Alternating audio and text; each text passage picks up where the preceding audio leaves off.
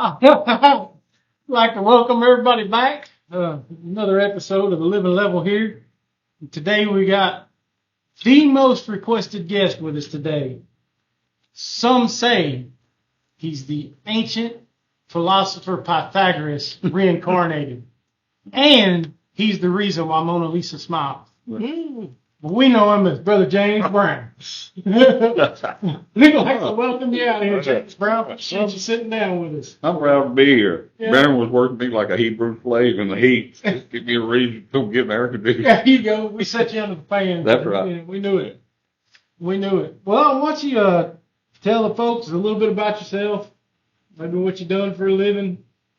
You ain't got to talk about the stuff that gets you in trouble. I'm James Brown. Yep. Ask for him by name, except no substitutes. There you go. No, I think construction. I worked in them old plant, new construction, turnarounds and maintenance for a lot of years.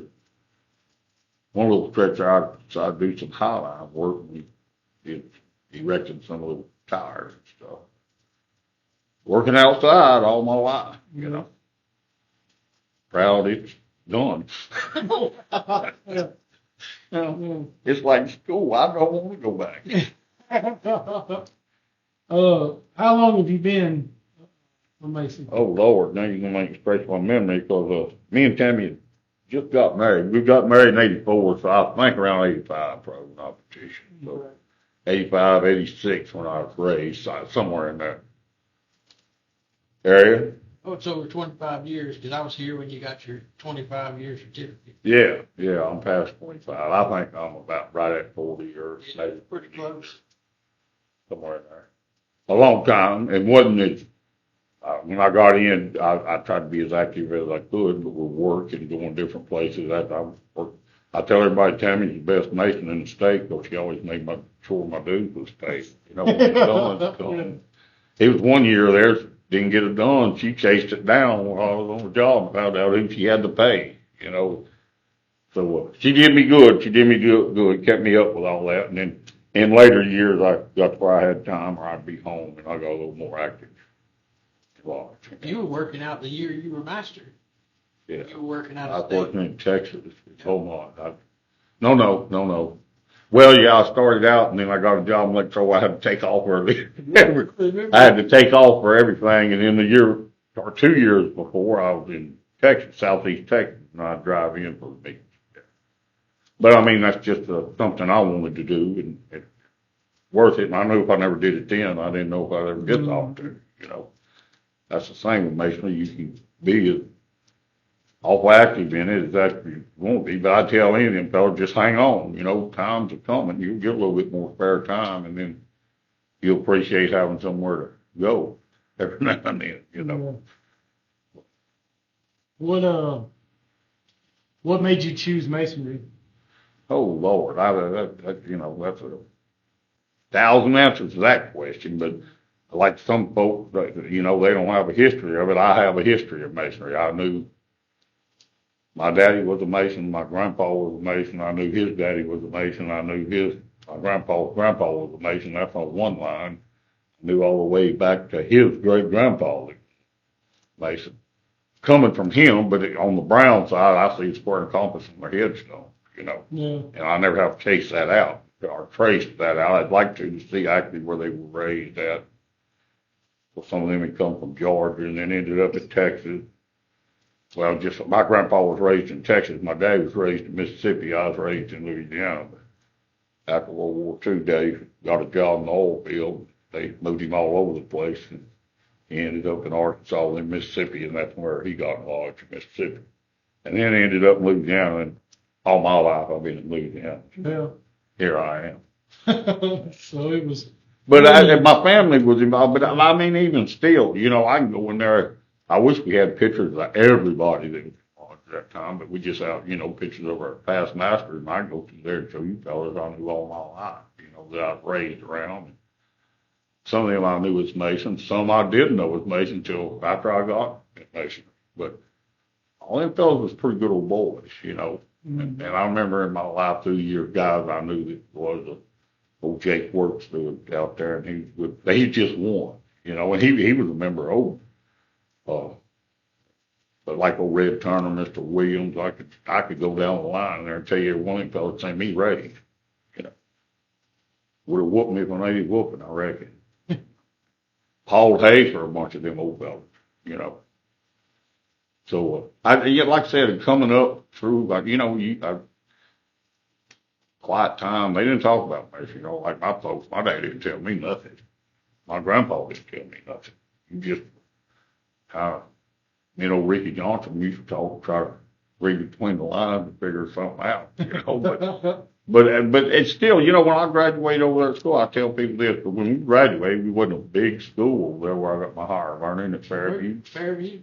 But we came to the lodge, you know, the seniors, they loaded us up on that little activity bus, and it wasn't a deal of, we want you to go. They said, you go, and we load up, we come to the lodge, and they fed us, had a little program, you know, kind of show you a little bit about what Masonry was about. So, Masonic funerals when I was coming up, you know, and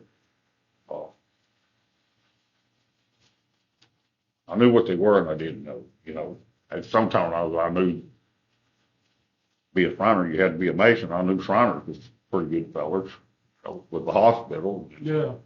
A lot of them other fellas, you just never, they were just good guys, you know, and I ain't bragging on my folks. I don't need to be doing that, but after my daddy died, you know, there's folks come and told me the stuff Daddy did for them. Yeah. That he never told me. And I ain't saying Masonry was Masonry don't make you do that. You got to have that in you, but Masonry kind of helps you along with that too.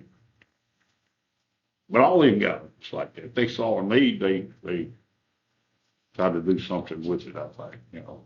That's like I say, like me working, you know, when I was a kid coming up, they probably figured, well, they use a little money over there, you know.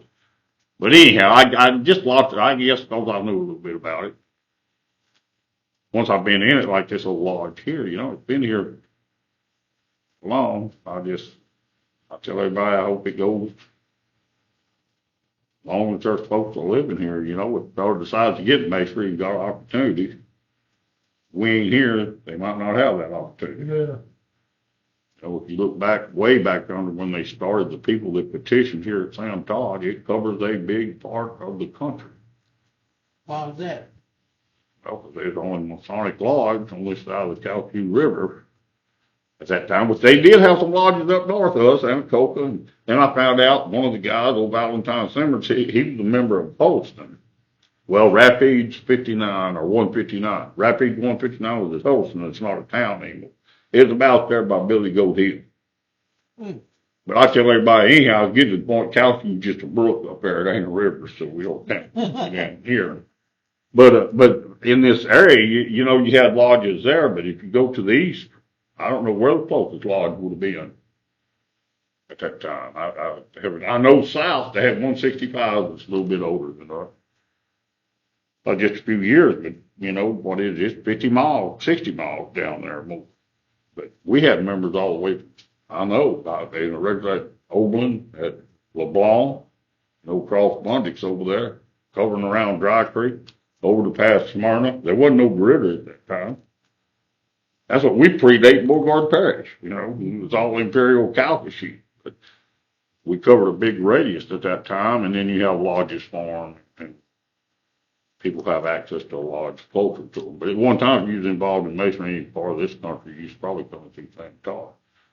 But that goes, like I said, man, it's almost getting that way again, you know, with lodges all out. I just, you know, my deal is hope these lodges stay open, doors stay open, fellas have opportunity to be a part of that if he chooses to do so. Yeah, I noticed on our old seal that I seen the other day, it says Sam Todd 182 Calcasieu Parish. Imperial Calcasieu, yeah. And before that, we were St. Landry. Well, they did Calcasieu, but this was formed in Imperial Calcasieu right after they broke it up. And then that's what the Vernon Parish, you know, we know the 5 parishes down here, but Vernon changed some lines there at that time too. Vernon Parish and Rapides. But yeah, just a lot of history in this. A lot of history in Masonry, period. If you really study that, the way his people moved across toward Texas, they brought a lodge with them. You know, our starting lodge not long after they got to a place.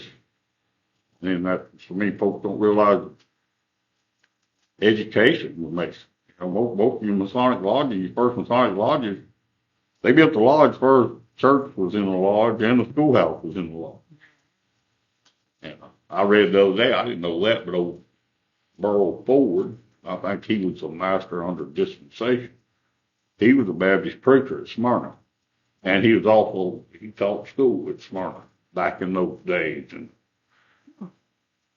1860s and predating that, you know. But people just, I guess, call it I'm in masonry, and we're in masonry, we kind of study what we do, but most folks don't even realize how big education has been connected to masonry. That's just one thing. There's so many lines. But even still today, you know, for grandma, folks don't over $100,000 in scholarships every year to kids, deserving kids. Mm-hmm. That's out of grandma. You know, so joining lodge, you get to be a part of that, part of our money, you know, our dues, part of that goes to that. Mm-hmm. You get to be a part of that. You get to that death lecture program at the state level, you know, some charity. Mason's always involved in charity in lots of different ways, just all kinds of ways. That's stuff that we know, but there's so much in masonry that we don't know that when I tell folks. You know, when I found out old Bessie Ross's husband was a Mason, I don't know if George Washington even knew him. I just imagine they may have been in the lodge, and George saying, "Hey, we need a flag." I said, "Well, I'll get Bessie." I don't know. Could have been as simple as that, you know. Who knows? Who knows? Could have been. Could have been. Has masonry changed through the years, you think? I don't think the baseline. Well, actually, of course, here a while back, I think on the base of masonry, it's the same. It's just one thing in life that stays the same. It never changes. There's some things that change in masonry. So people change. Not like I said in the baseline. That stayed the same for hundreds, thousands of years. A lot of that stayed the same. But I'll say like this, like I went to church yesterday. I thought one fella had a suit jacket, you know, and he had blue jeans with that jacket coat. So about 3 pairs of overalls, 3 or 4 pairs of overalls and blue jeans and stuff. I mean, you know, clean, nice, but that's acceptable in church. And that's just like this lodge, and one thing I'm proud of, and because we're in the middle of nowhere. Everybody's working. You know, when I was coming to Texas, I was coming in no make some work with any lodge. As a lodge, we just got to where we want folks to come. Don't want your Mason just to come. You don't expect you to buy nothing or dress up or nothing like that, you know. So I think Mason's changed in that respect. Because even in this one, when I first got in, you know, I thought, well, you'd see them at church. They may have on a suit jacket. They don't have dress breeches on and shirt. You'd see blue jeans back then. But it's kind of like you dressed to go to church, you know, and to me, churches have adapted too as time has gone, where that's just people don't pay so much attention to that, I guess. Say, as far as Masonry changing to me, it work things the same to me as it always was, you know. We still doing what we do. Mm-hmm. And for them folks think we're taking over the world, we're doing a poor job of it. We've been around for a long time. Yeah, that was our main goal. We quit. We failed at that. Failure, yeah. Yeah. I know we've asked a lot of people that sat in that chair out there why they got into masonry, and that's kind of been the 50-50 split for somebody who didn't have a lineage of masonry like myself. Like I'm the first person in my family to become a Mason. What attracted me to it was the charity work that I've seen them do, and the men that I knew that were Masons were all good men, you know, and I wanted to be part of that. And but that seems to be 50-50. People that's been in that chair, either they've had a lineage of it, or they've seen the charity work that they did, and that's. And I think that's part of what Masonry is. Well, you know, we don't advertise. No. Do you think that hurts us? No. No. But I'm old. You got new guys coming. A guy's got to want it. Yeah. And I think that's why it was put out that way. A guy's got to want it, you know. And so there is a little bit of memory work to go with that. Not too terrible there. Hell, you got it. But, you know, a guy's got to want it. I don't think it was set up that way. You know, they want a fellow to look around, kind of like you said. You look around and you kind of observe and you say, hey, that might not be so bad. And I think that was part of their deal of attracting folks that probably really want to go through with it and do it. Y'all know, like I do, we have a lot of guys that petition and never go past the point. I don't know if they're scared of the learning part or just don't realize there's a little bit to learn. Not that much. But I don't think it hurts us. I just think communities have changed, you know, like we were. I just think this, that years ago when there was a lodge, and like I said, that old community they started a lodge. Here comes somebody else moving in. If they were already a Mason, they could go to the lodge, meet everybody that was around, what was happening, where the jobs were. I'm just saying, you know, and then after a while, some guys said, hey, if I get in lodge, I'll figure out, hey, there's jobs over here. I think it was simple as that at lodge. I mean, y'all know how we do right now. You know, that's part of me, part of the benefit. At least once a month, I come up here and drink coffee, eat supper, break bread with fellas. We visit a little bit, you know, what's going on in people's lives. Nowadays, we stay on Facebook. Yeah. You know, I'm guilty of that too. I'm a Google man. You know, something I can't figure out, I'm Googling it. There it is for me. So, you know, time-wise, I think is a factor. And a lot of guys just don't really realize. To me, that's one of the main benefits of Masonry. Of get to meet, talk with fellas, visit a little bit, figure out what's happening here, there, and yonder. Masonry will surprise you how many people you'll meet in Masonry that you just never would have. Oh yeah, that's me and T's talked about that a lot. Years ago, a fellow was trying to explain that book face to me. He said it's like friend, you know, I mean friend. I got more friends than I need now. Yeah, you know what I'm saying? But if you're looking for friends, get Masonry. You'll find them all over the state. You can't go nowhere. When I went to church yesterday, a fellow walked up to me and called a fellow's name. I know a little bit north of here. They had worked together, and it's just the connection that you make.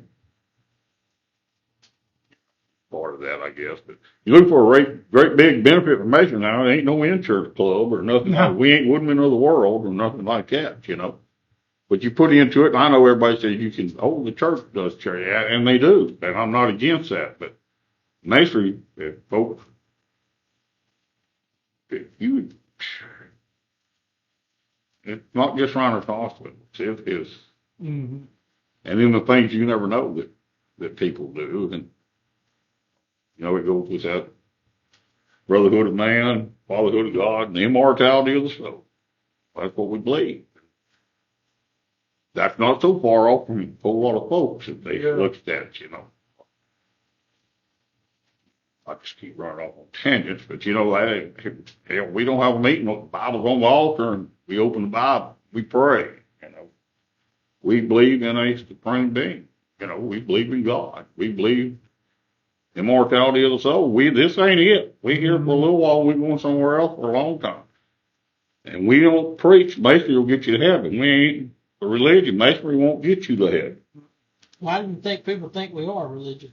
But because I think they see the Bible, because every other religion they see is saying this is what you got to do to get to heaven. This is what you got to do to get to heaven. Masonry's not that. Masonry is telling you the answer is in that Bible. Find it. Mm. The answer's in that Bible. We don't have a list of I can do this or I can do that or I'm not talking about any religions at all. I'm just saying, you know, I tell people we don't preach a plan of salvation. You know, if I don't go outside and have a private conversation, I'll tell him what I think about that. In Masonry, it teaches you to search for stuff. Mm-hmm. Just like in your life, search to be a better man. Just like you say, you look, say, hey, they look like pretty good fellows. When you get in this, you're part of that, but you're searching for everything. What can I do to be a little bit better. And to me, that's what masonry is. It just, into that big word allegory or the symbols and stuff, it just helps you to be a better fellow. You know,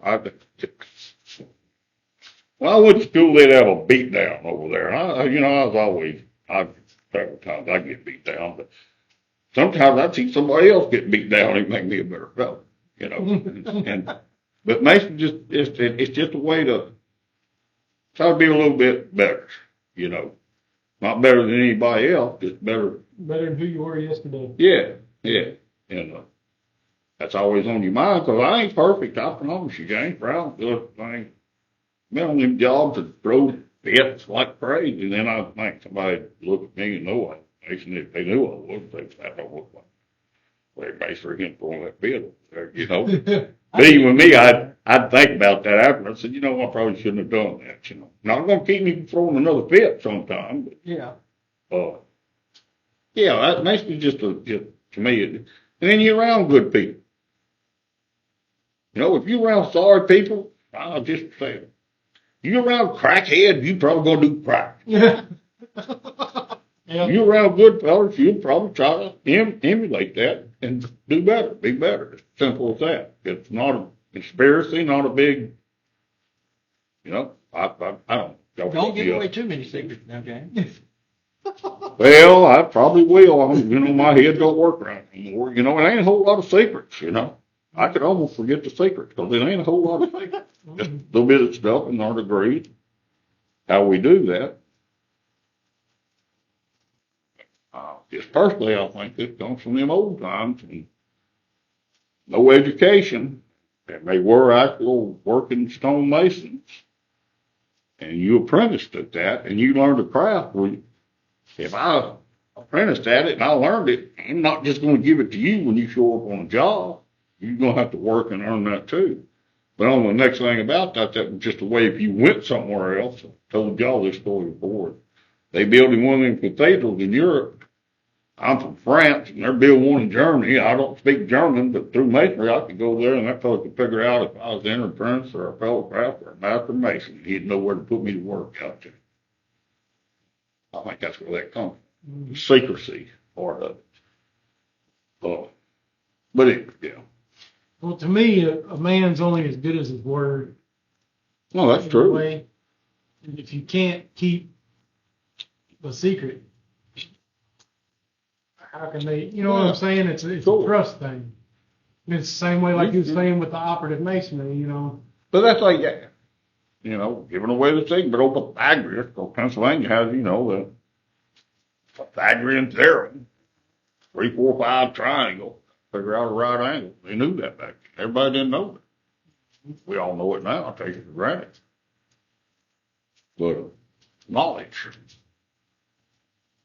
you know. But anyhow, they started out as Masons, and then inside their own work, there was a charity involved. That were widows and orphans, because it was tough work and people died. You know, They were known for that. Y'all know all this shit.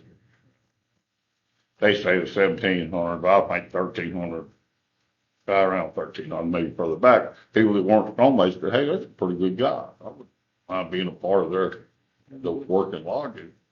They decided to let some folks in that wasn't actual stonemasons.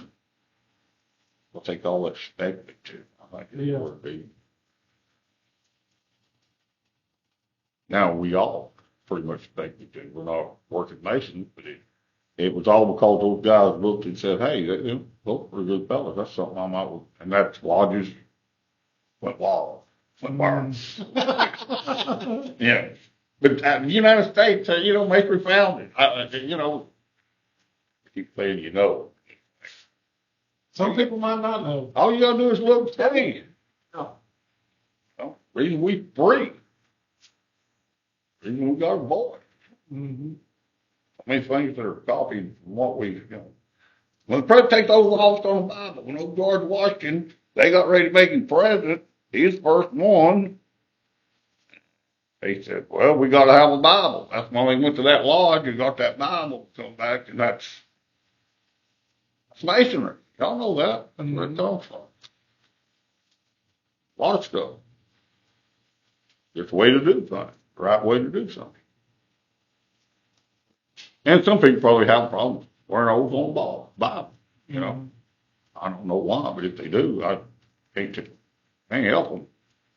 It ain't hurting me none if I swear oath on the Bible. I'm just saying that Bible's about the best thing I can swear oath on. I'll hold that to heart. Mm-hmm. Well, give us a little bit of this history that you got hid up in that head of yours. I thought I had been. Oh, you said, you know, well, tell us. I run out on the holler spot. Y'all had to ask me another question, get me rambling. Well, we ain't done none on the history of this old place. You've been around here a lot longer than me and old Dave. Yeah, I wasn't, I'm old, but I wasn't that old. I wasn't back then when they started. Well, I didn't figure you was a charter member. Y'all know that story, 1866, when they went in dispensation. That was actually just after the Civil War. And they actually went, to get a charter from Grand Lodge, Louisiana. I believe they was practicing masonry before that because all these guys didn't just go off to war and become masons. But maybe they did, I don't know. But anyhow, after the Civil War, when they went in dispensation, and this part of the country, you'd have to be familiar with our area, but although after dispensation, those first officers, every community that was a community at that time was represented. With those fellows, Sugartown, Smyrna, Hopewell, over there the other side of Monarch's Lake, Blackjack, the other side of Fairview Palestine wasn't in, but old Hopewell was, and not Dry Creek, because Dry Creek wasn't there. I don't think things like that. No, I don't want to miss nobody. Shiloh. One of the main ones, Shiloh. Which that fella up there that was master for so many years, 30-something years. George Richardson. He was actually lived at Shiloh and moved to Sugartown. And I'm not bad wrong. His first wife is buried in old Shiloh Cemetery. I'm not bad. But that's been rumored that there at Shiloh they practice masonry. There's so many fellas from down there. But anyhow, I think there wasn't no government really at that time in this part of the country. They were just kind of some place for good fellas together and know who good fellas were. Everybody says there was some bad folks in this country. That new rip, I don't mean it's all bad. Would they call it no man's land? No man's land. Yeah. You said something the other night at the last lodge meeting we had that a lot of our people went and fought somewhere in Texas. Well, a lot of them didn't, but some of them did because it was this dispute over the border with France and Spain through the years. So this was, rugged country back then, so they just agreed to disagree. That nobody wanted to fund a fight between Spain and France. So one of them said the Sabine River was the border. Some people say part of the Natchez, and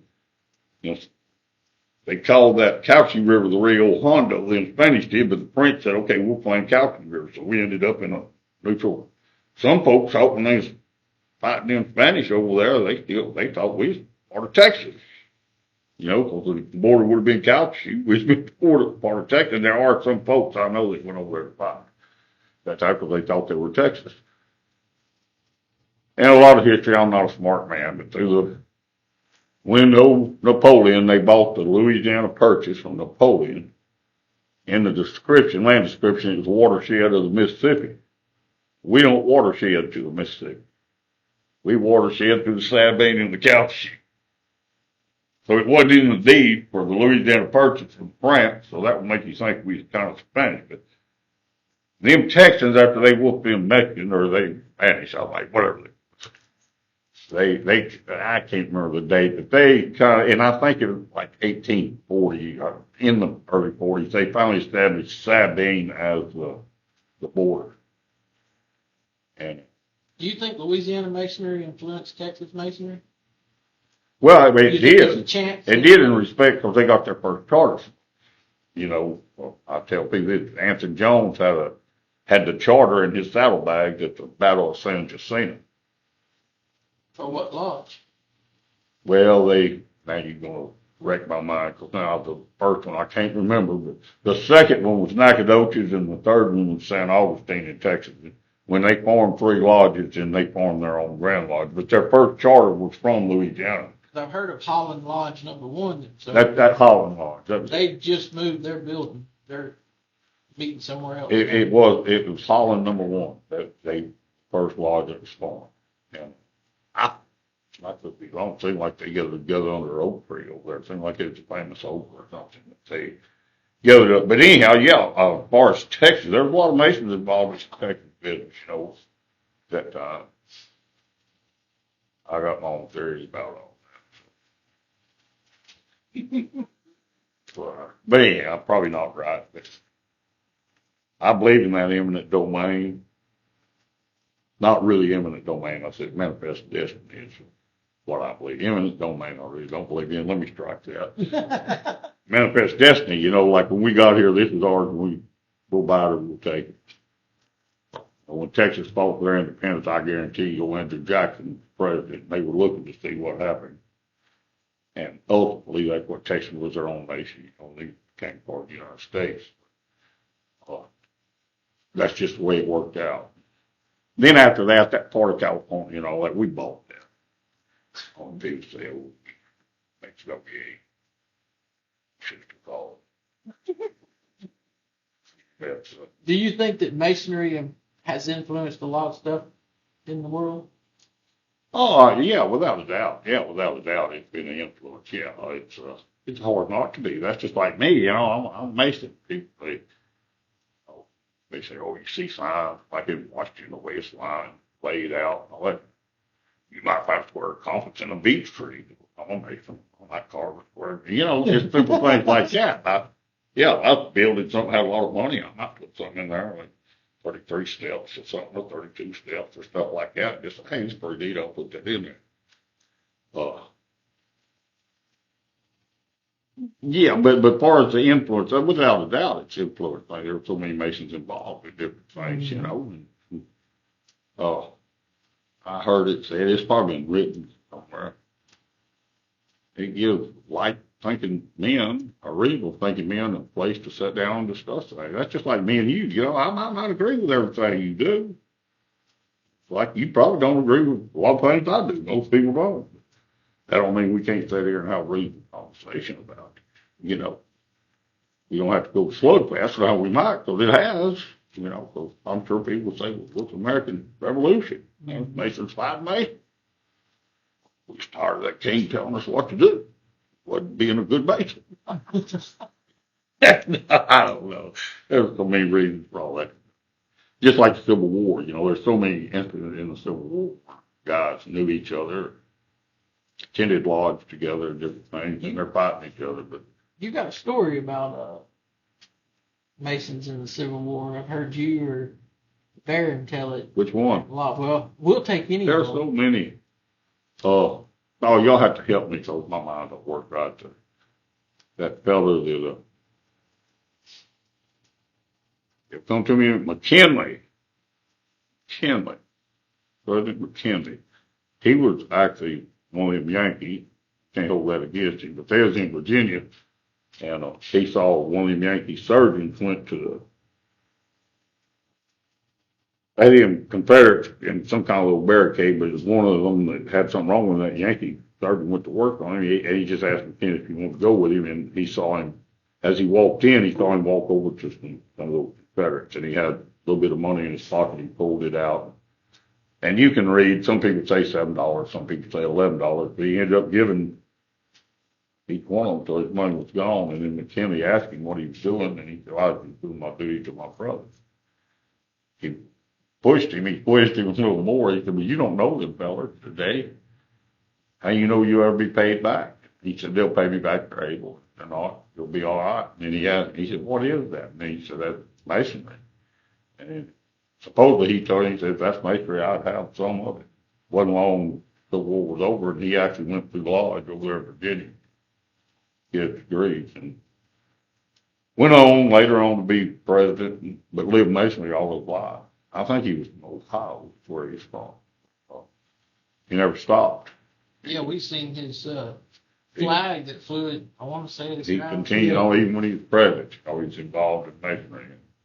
It's just a neat story, but there's so many stories about where folks was fighting each other, or somebody stopped to help somebody, or somebody go off and to help somebody where they shooting us. When they would have take and I go and they'd go out there and yeah, so many instances of that. But it happened. Masons find Masons, in the history. But yeah, there's some neat stories that you with all that. The ones we know of. There's probably a bunch we don't know. Oh, there's thousands of stories we don't know. Thousands. But another one in the Civil War I talk about is the Confederates and them submarines. They started over there at Gallup with it. Both them guys involved in that was Mason. Then they moved it to New Orleans. Both them guys involved with that Mason. They was under old PGT Beauregard for that. He was a Mason. And they finally got one of them submarines. Well, old Beauregard said y'all killing more of us than the Yankees are because they had to mess up. They killed the guys and everything. That one that finally they got to work out there and went out there and blowed up the ship. But it never came back to land. They was supposed to light some signal fires and the ship blowed up. I don't know, it's like 10 of them, this little bitty thing doing this, to make it work. But anyhow, I can't remember the date. In the 90s, they found that submarine. So, neat story. People have to read up on that. The guy that was the head of that, and the thing is, all the guys involved with that, you don't really know, because that was like Secret Service stuff in those days, because submarine was considered, that'd be like, let's use a nerve gas or something. So you really didn't know really. But that guy was from Mobile, Alabama, but he was a Mason, and they found his York Wright watch fob in there. We're supposed to be at. After they got through with it, they actually gave that fellow a Masonic burial, like 2004, 2005. His home lodge from Mobile came, and he got a Masonic burial out North Carolina. You'd have to read the Hunley, just read the story on that. But I told folks that's the only place you're going to get that masonry. What about Gene Lafitte? I think he was. His half brother definitely was, and then I'll tell that story about Louisiana for old Livingston. I can't remember his name now. My head don't work right. But he came to Louisiana out of New York. His brother was one that held the Bible for George Washington to do his old office. Whose brother? Old Livingston. One of them was named Robert. I can't remember the other. But anyhow, this fellow here, he was something up in New York City, and they had malaria or something going on. He was out of work there for 3 months. When he come back to work, he found out they were missing over $100,000.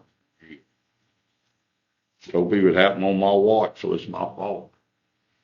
He sold everything he had, paid as much as he could, and he ended up coming to Louisiana, to New Orleans. He was a lawyer.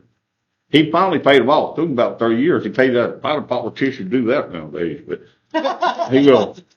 when he was down there at New Orleans, old Gene Lafitte, they were having trouble with New Orleans because Gene Lafitte, he had a license to do what he did. He didn't like the Spanish anyway. He hated the Spanish pretty much. So he'd take joy in looting them at any time. And England, he didn't really care for either. So they said, go ahead out there. He called him a pirate, but he had a license. We told him, go loot him, do what you want to do. We'd come back and he'd sell his stuff at New Orleans. With them people in New Orleans, they wanted to charge him some kind of tariff or something on stuff. And he said, no, that ain't right. I ain't going to do that. And they had a legal battle, and ended up, old Livingston was his lawyer.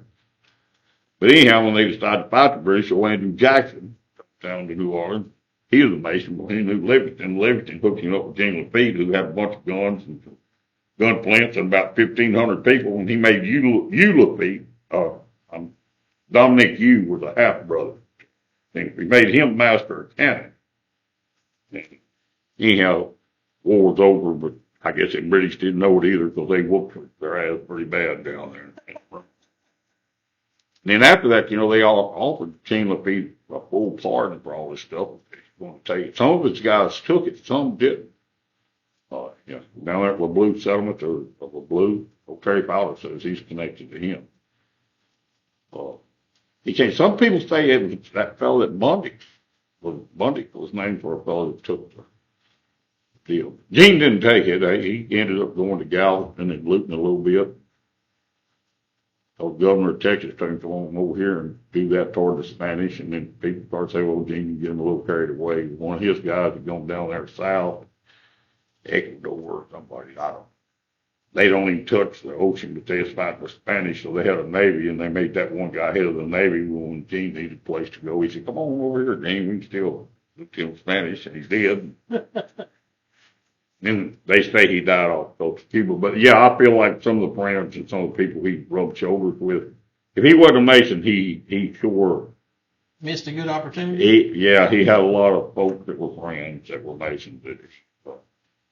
I just, at one time they said there wasn't a written record of that, and then it seems like I think the state did find some record somewhere where they knew he definitely was.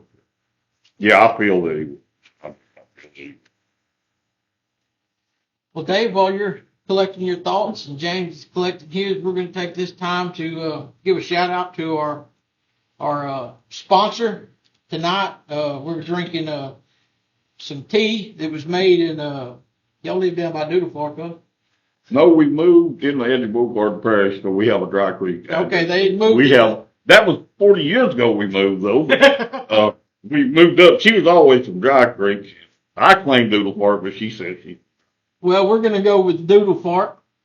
Out of the woods of Doodle Fart, Miss Tammy Brown, Brother James's wife, made us a gallon of sweet tea, which we've been working on while we've been sitting here.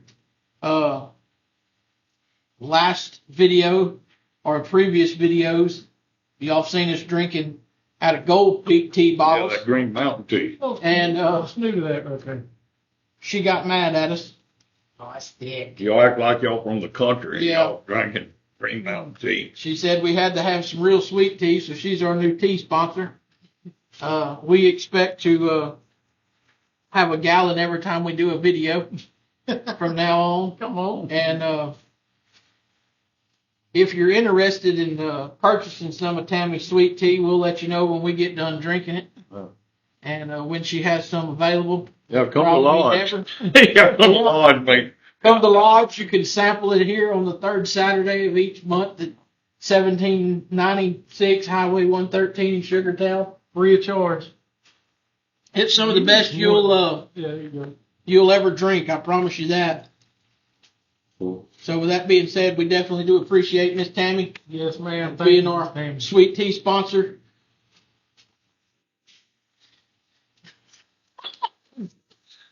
But, yeah. I'm sorry I rambled on, fella. No, sir. No, sir. Enjoyed it. Y'all can Google me on most of that stuff. Mm.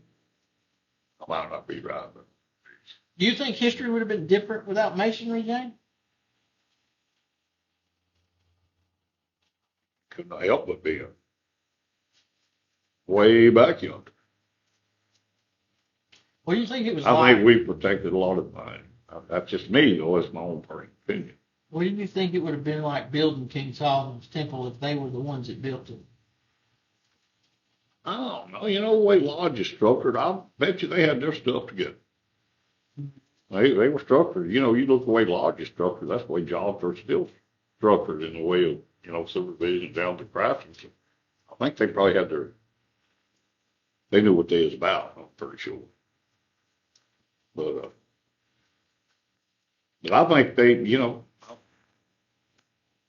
like we got a Bible called them fellas. I think they had it back then and they knew to protect that, keep that, so move on to it. That would have been the Old Testament. Mm.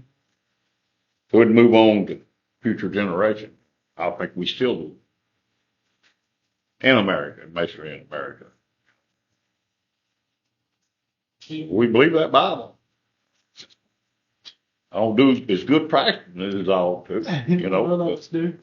But yeah, it's it. It's been here for a while too. That's where the answer's at. I got one more for you while Dave's thinking of something.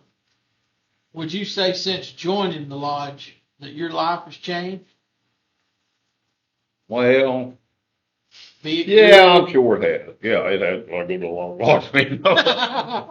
But no, I got a good wife too. I got a good wife that helps me. Yeah, maybe. Like I said, sometimes I do things and I got to draw back. You know,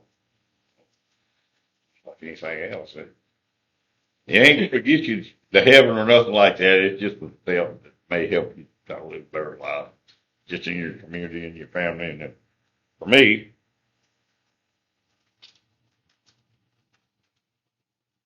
I had charity in my heart.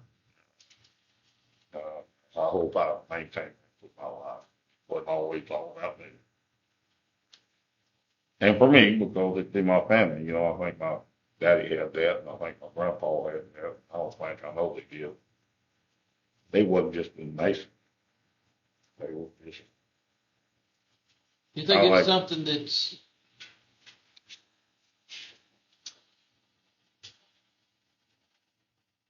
figure out how to put that? Think it's something you're born with versus something that you learn? Like, do you believe that you could be a Mason at heart, never join a lodge, and Oh, without a doubt, there's lots of guys that are Masons don't know they're Masons. They're walking around. Now, on the other side of that, if you're born with a bad heart, I don't know if you can cure that. I don't know if you're born with a bad heart. I just don't think you're born with that. I think that's a learned activity.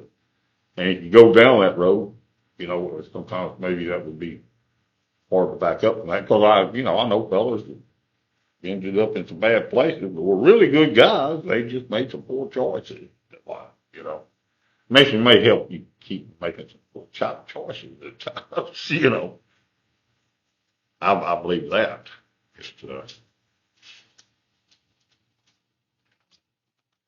But you gotta have it in you. You gotta have it. Have you had any, since becoming a Mason, what's been the biggest challenge for you, if you've had any? I can't tell you I had any that I saw. Well, I've been able to go as far as I wanted to go with Mason. It never had. Mason never helped me back. Nothing. No. I remember being on a job one time, and there was an old fella come. He's talking to a couple fellas about masonry, and he'd bring around. Because at one time, I always thought you had to be rich to be a Mason. If you was a Freiner and all that, you're probably a rich man. That's why he'd bring in fellas around that job and say, "Look at him. You reckon he's a Mason? You think he's a Mason?" Most times the answer was no. And that old fella just laughed. They tell him you're a Mason. That was kind of fun. I never draw back. But I've worked on jobs a lot of times with information. We always enjoyed that. I tell. my brother, how are you, sir? Oh, David Carroll, I thought you. Special guest. It was the second shift coming in. Don't let me Yeah, we go viral. David, come and get me out of here. I was on the job at Georgia one time, and I never would. I know, but I wouldn't just come out with that quick. It was in the paper. I've been there a couple of weeks, and the fellow that's my coordinator, I done figured out that he was. I let him know that I was a Mason. He said, "Why didn't you let me know that?" I said, "I don't like that to interfere with what we do, or it's my job." I said, "That's why I wait a little later." But when I told him I was a Mason, he brought me around through that paper. Introduced me to about 15 fellows that were Masons. Then after that, I ain't gonna say anything I needed, but they just, it just changed their perception. I say it doesn't. Instead of just being an old contractor, they knew I was somebody other, old contractor. They could probably trust me when I told them was the truth. Yeah. So that's just one time. That's happened to me on more occasions than one. Now, I'm the same way. A guy I'd meet, I know was a Mason. I always knew. I said, "Well, he'll be honest with me. Rather than be working on him." I guess that's the benefit of Mason. I guess it gives you a way of knowing a fella when you meet him. You pretty much trust him. Thing you have. But yeah, I can't say a drawback. I know. I'm trying to think what would have been a negative. Well, probably only negative, like I said, my fit and stuff like that. I learned to try to monitor myself somewhat, but my daddy called me down there and say something. He used to aggravate me. I'd being out there about something. He'd say something. Oh, yeah. No, it's just full of fear. Yeah, it's fun. It's fun. Do you have any words of wisdom or whatever you would share with somebody that might be on the fence about joining? Oh, I'd tell you, if you're on the fence, if you're on the fence, you're already there. Yeah. Something made you look at it and think about it. So you're on the fence, come up here third Saturday of the month, drink coffee with us, sit down and eat with us. If you got any questions, we'll tell you. And if you never seen the lodge, we'll bring you in there and show you what the lodge is. That's what I tell them. If you're on the fence, you've already something's made you be on the fence. Just come forward and go a little bit and figure it out. Find out what it is. It ain't so bad. You'll survive it. It's all good. It's all good. That's yeah. Like being on the fence. If you're on the fence, you need to move. If you're on the fence now, years down the road, you might be on that same fence side to do it, and then you'll do just like I've heard fellas saying here, I wish I'd have done this 10 years ago, I wish I'd have done it 20 years. Never hurt you in life. Masonry will not hurt you in life. I promise you. It ain't gonna give you a whole lot. I know all the stories, he's a Mason, so he gave Mason a job. Maybe he just met him at lodge and he needed to hire him. Maybe then it ain't gonna make you a rich man. It ain't gonna, not an insurance policy, but it'll make you feel more deeper around up, just more fulfilled as a person in the life we live, the track we lead while we're here. Hell, that's like me. The only thing I leave behind, fellas like y'all. The kids you raise or what you do in this old life. Some will remember you and some won't. In a few years, nobody will. But if everybody tried to be the best they could be in this old world, worked at it, at least had it on their mind, we'd be in a better place. A lot of times when these fellas fight it out over there, I'm thinking, if they could just go to a lodge meeting, maybe just talk across the table, they might not start slinging bombs at each other so bad. I don't know, it's too deep for me. But it's as simple as that. It is. It can be as simple as that.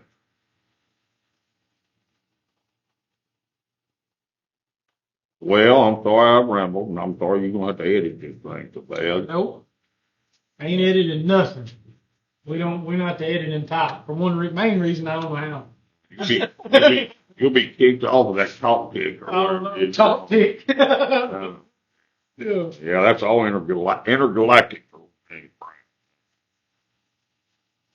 But yeah, like I said, on the fence, if you're on the fence now, you can be on the fence all your life. Move. Mm-hmm. Do something. Find out. If it ain't for you, it ain't for you. You're going to have to find out. You'll never regret it. Never regret it. I don't think. That's my personal opinion. I don't know of anybody that's in it that's expressed any regret on joining. And I tell you, that's like my wife. She'd never tell you that, but she's proud of it.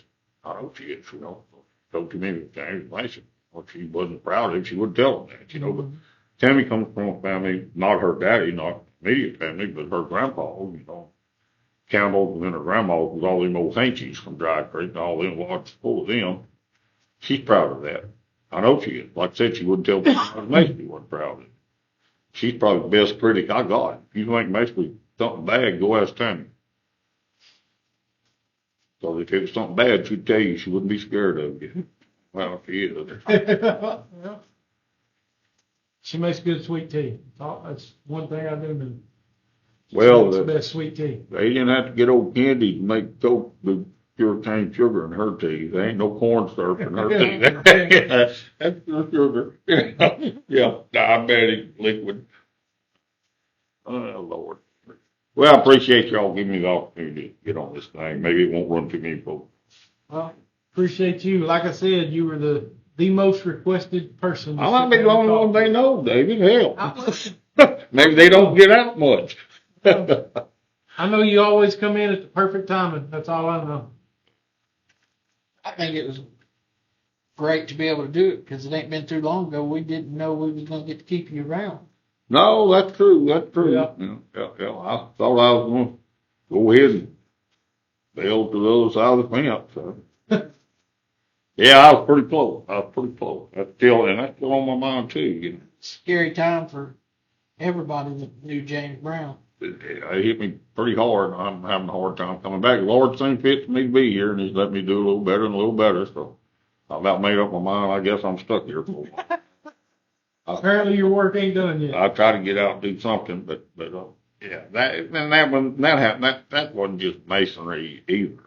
That a lot of folks that weren't Masons, but there was a world of Masons reached out and done things, helped. And during that time, there was so much. You know, there was one fellow, he just came. Tammy knew him, but didn't really know him.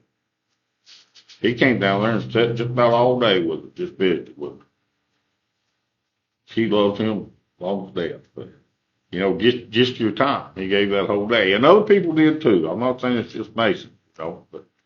Oh, Steve Jennings come to see me. And I that's when I was coming out, when they first brought me out of that and they moved me to a room, but I was still crazy, I'm telling you. And old Steve Jennings come to see me, and that's what he told me the other day. He said, I thought it was bad, and he said, when I got there, they'd moved you to a room, so I knew you'd do better. What was funny to me, and I think it was something he'd have to correct me if it wasn't, but he brought his preacher down there at Benton. I mean, old Steve Jennings, he didn't just come to pray for me. He got his preacher to come with him and pray too. You know, all your Masons do that for you. You know? But, yeah, pretty neat, just little things, you know, that happened. While I was in there, that storm hit at the house, knocked all these trees down. I didn't know nothing about that. Barron tried to tell me, he told me when I was coming out, he wasn't ready to find what it did. He showed me, I said, oh, I got work to do. And he said, oh, don't worry about it, it's took care of. 12 or 15 fellas there the day after that storm. Not all of them was Masons, but some were, you know, so, you're privileged to live in a place where you got folks like that. I figured I probably won't have to pay my pallbearers, and these folks don't see me and all that. I was telling most folks, you know, you never get to see your own funeral, but I was close, and I'm thinking if y'all come to my funeral, you better get there early, or you'll be parking in the back. Yeah, there was a world of folks come and checked on me and that. But through masonry, you know, I got a cousin lives in Ponchatoula. There was a fellow that I don't really even know, but somehow another word got about that through lodges and stuff. He actually mentioned my name down there in that lodge, you know. My cousin called me. He knew that was going on with me, but just through the circle of masonry and people, you know, so many folks praying for you. Yes, I still see folks always, you know, telling me, hey, I was praying for you, and I tell everybody I appreciate every one of them. So I'm like that movie, that old boy, when he said just one more, when he was trying to save him, people about the way I was with prayer, just one more. Maybe I'll reach that limit where the Lord said, okay, there's enough people praying for it. But I don't mean I'm not making a joke of that. I'm not. That's serious business.